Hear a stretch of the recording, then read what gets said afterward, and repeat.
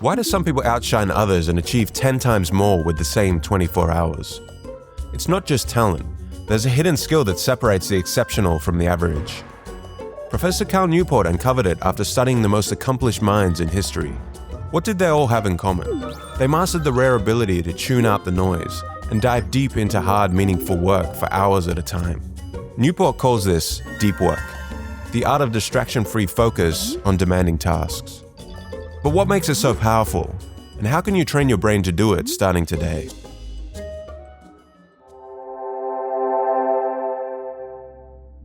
This video was inspired by Cal Newport's amazing book, Deep Work. Please find the links to the book in the description below. Distraction and doom scrolling have become the norm. Everything in life is speeding up. Information is overloading, chaos is rising. And as the world becomes more chaotic, there has never been a more important time to learn how to train your mind to focus and go deep. The challenge of deep work in a distracted world. Let's first examine why deep work is so challenging today. In the age of constant digital interruptions, deep work seems like a thing of the past. With knowledge workers chained to their inboxes and other scattered tasks, the rarity of deep concentration within most people's lives has become alarming. Yet herein lies the paradox. The very scarcity of deep work elevates its value, marking the difference between mere busyness and true effectiveness. The ability to perform deep, distraction-free, and effective work becomes a superpower when compared to most others. So what is the best way to navigate a world of distractions? First, we need to look at the difference between shallow and deep tasks. Shallow tasks are not complex and do not create value. Examples include checking emails, following up with colleagues, meetings, or formatting documents. Deep work examples include writing an article, researching a topic, learning a new skill, or thinking of new ways to approach a problem. Deep work is a path to mastery and achievement. Deep work is more than just locking yourself in a room in isolation. It's about dedicating uninterrupted, focused time for profound thinking. This path, while less traveled, offers the keys to rapid skill acquisition and the creation of exceptional work. You can accomplish more in less time if you manage shallow work efficiently and avoid distractions. Let's dive into all the ways you can begin to implement deep work and unlock your full potential. So what is the secret to becoming the best in your field? According to Newport, there are two key abilities required. 1, the ability to quickly master hard things, and 2, the ability to produce at an elite level in terms of both quality and speed. These skills aren't easy to develop. They require deep work, focusing on complex tasks with uninterrupted focus. So how can deep work help you learn things quickly? Skills, whether intellectual or physical, eventually reduce down to brain circuits, and these complex circuits are made up of billions of neurons. When you learn something new, your brain activates a specific pathway of neurons related to that skill. Neuroscientists believe that when we make improvements on challenging tasks, we develop more of a fatty tissue called myelin. Myelin insulates around the relevant neurons in a corresponding circuit to make them fire faster and cleaner. To be great at something is to be well myelinated. Through uninterrupted concentration on a specific skill, you're forcing that specific relevant circuit to fire again and again in isolation, effectively cementing the skill. In contrast, let's say John is trying to learn how to code in JavaScript, but also has his TikTok feed open. He would be randomly firing too many circuits at the same time and not isolating the neural circuit he actually wants to strengthen. And it's hard to learn a new skill quickly without intense focus. How can deep work help you produce at an elite level? For the average knowledge worker, an average day may include many different tasks and projects. We are often switching from task to task as the day unfolds. Sophie Leroy, a business professor at Michigan University, discovered that when we switch from task A to task B, our attention doesn't immediately follow. Our minds are still stuck on task A. She calls this attention residue. After we switch tasks, attention residue makes it difficult to focus on a new one. Moreover, if you leave the previous task unfinished, the effect becomes even greater. It may seem harmless to check your phone or inbox every 15 minutes, but these quick checks introduce a new target for your attention. It is very difficult to produce at an elite level if you're in an unfocused state for most of your day. So why should you even care about deep work? The first reason is that what you focus on shapes your reality. Who you are, what you think, how you feel, and what you do is the sum of what you focus on. In other words, where your attention goes determines your reality. Deep work trains your attention on things that truly matter to you, which means your life begins to feel more meaningful. The second reason is psychological. Psychologist Mihai Csikszentmihalyi studied when people felt happiest. The answer was not when people were relaxing, but when they were completely absorbed in a difficult, worthwhile task. He called this state flow, and deep work is one of the best ways to trigger it. Flow equals happiness, deep work equals flow, so therefore deep work equals happiness. Principle 1. The 4 types of deep work. According to Newport, there are 4 different ways to fit deep work into our daily lives. Step 1 is finding the right style that works for you.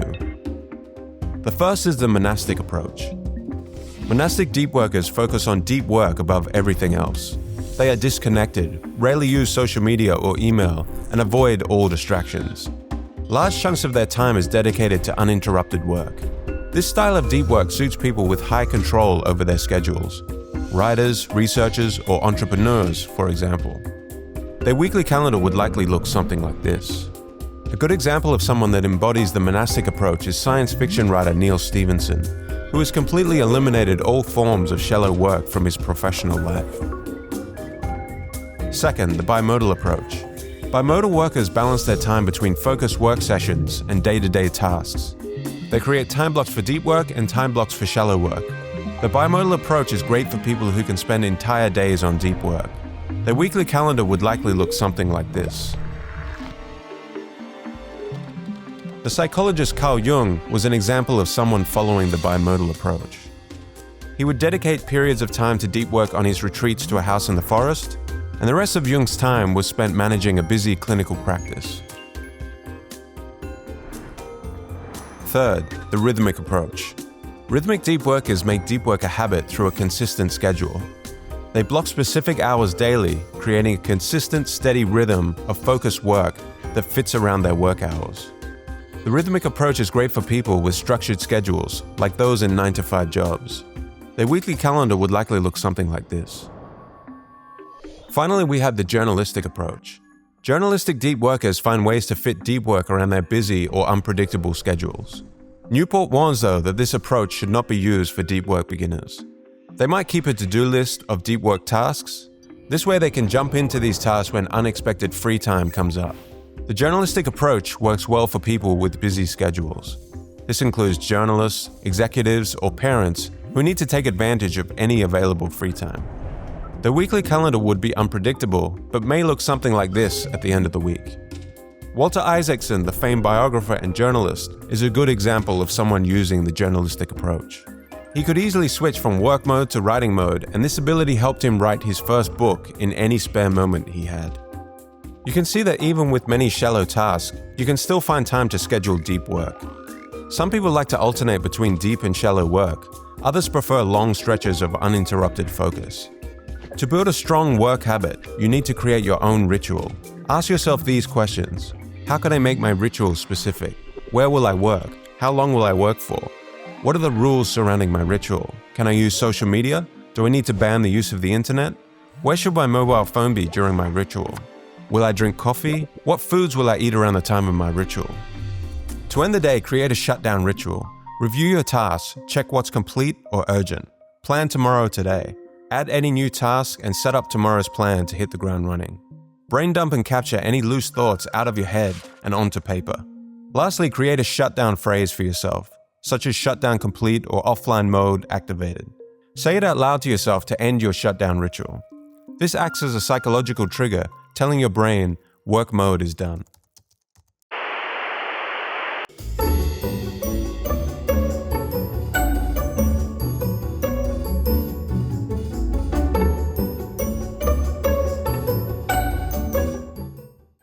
Principle 2. How to embrace boredom.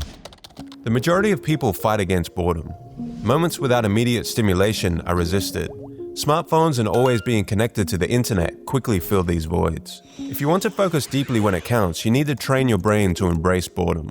The secret to unlocking productivity and creativity lies in the very moments we try so hard to fill. To avoid doing the tasks we need to complete, we turn to our smartphones or begin trying to multitask. Studies by Clifford Nass at Stanford reveal that multitaskers struggle to filter out irrelevant information and have an increased tendency to become distracted. As a result, their brains become addicted to the constant stimulation, expecting to be saved from boredom at all times. Multitasking interferes with focus and learning, causing long-term damage.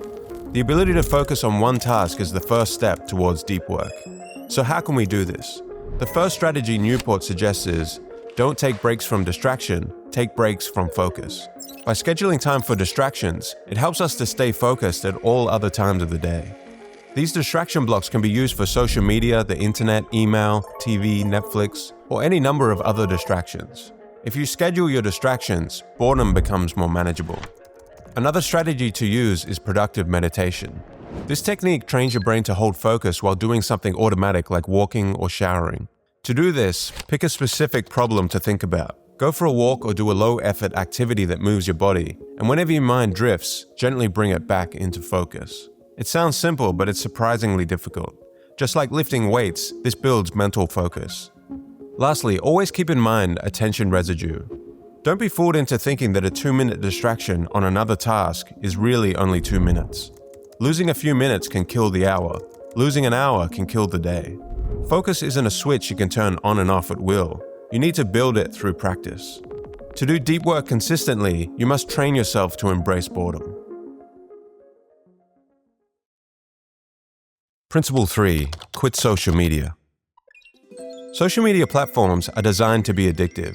They're engineered to keep you scrolling, liking, commenting, and not thinking deeply. So what would happen if you completely disconnected from all social media for a month? For many people, being disconnected from social media makes them feel happier and appreciate life more. But even after feeling happier, they soon return to social media tools for hours every day. There is an interesting paradox, the joy of disconnecting versus the strong pull back into the digital world. The seduction of social media lies in its promise of instant gratification and connectivity. People often use networking tools like Facebook or Instagram because they only consider the benefits and not any of the hidden costs. Hidden costs like fragmented attention and a reduced capacity for deep work, which is so important for achieving meaningful goals. We can reassess our digital habits with Cal Newport's suggested 30-day social media cleanse. We can make better decisions about our digital activities by temporarily stepping away from these platforms. To undertake a 30-day social media cleanse, follow these steps. Start by stopping. Stop all social media activity immediately. No Facebook, Instagram, TikTok, or any other platforms you use often. You do not need to deactivate your accounts, simply log out. Do not announce your break on these platforms. Next, observe and reflect. Throughout the 30 days, live your life as usual without social media. Pay attention to the changes in your mood, productivity, or social life. At the end of the 30 days, evaluate and ask yourself 2 questions for each social media platform. 1. Would the last 30 days have been notably different with the use of this service? And 2. Did anyone care or notice that I wasn't using the service? Lastly, decision time. If you answered no to both questions for a particular service, consider quitting it permanently.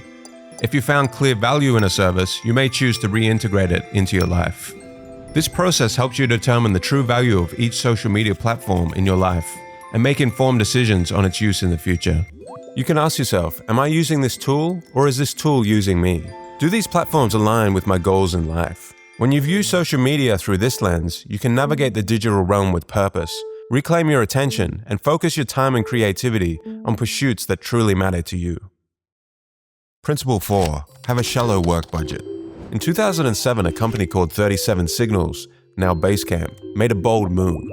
They cut their work week from 5 days down to 4, sparking a productivity revolution. Despite reducing their work by 20%, their productivity remained sky high. When people have fewer hours, they focus more on deep, meaningful tasks and avoid shallow tasks. Cal Newport suggests scheduling every minute of the day, separating your workday into time blocks of deep and shallow work, and sticking to a shallow work budget. This means scheduling time for tasks that need intense focus and batching less important tasks into shallow time slots. Focus on doing fewer things but doing them deeply and consistently. Stick to a routine that protects your time and energy. Over time, your work and your mindset will begin to shift. Challenge the idea that you always need to be busy and connected. Instead, disconnect.